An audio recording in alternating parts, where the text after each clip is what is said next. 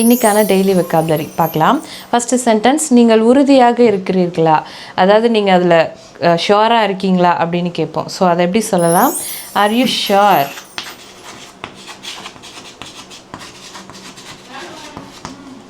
Are you sure?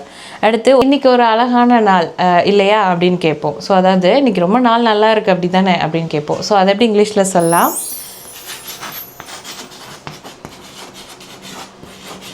A lovely day, isn't it?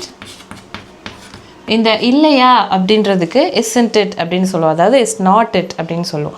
So a lovely day, isn't it? அடுத்தது, உங்களுக்கு பழக்கமா ஒரு விஷயம், இது உங்களுக்கு பழக்கம் தானே அப்படின்னு கேட்போம். ஸோ அதை எப்படி சொல்லலாம்? Are you used to? Are you used to அப்படின்னா இது உங்களுக்கு பழக்கமா. அடுத்து, வெளியே குளிராக இருக்கா, அதாவது வெயிலாக இருக்கா இல்லை குளிராக இருக்கா, இது எல்லாமே நம்ம சொல்லலாம் இந்த சென்டென்ஸில்.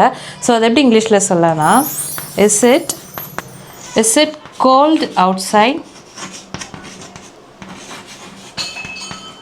Is it cold outside? அடுத்து, நீங்கள் நன்றாக உணர்கிறீர்களா, இப்போ யாருக்காவது ஒருத்தவங்களுக்கு உடம்பு சரியில்லை, இப்போ ஓகேவா, இப்போ நல்லா இருக்கீங்களா, இந்த சென்டென்ஸ் எப்படி இங்கிலீஷில் சொல்லலான்னு கமெண்ட்டில் சொல்லுங்கள். இதே மாதிரி நீங்களும் ஈஸியாக இங்கிலீஷ் கற்றுக்க ஸ்க்ரீனில் தெரிகிற நம்பரை காண்டாக்ட் பண்ணுங்கள். If you want to learn more, please follow my channel. See you in the next video.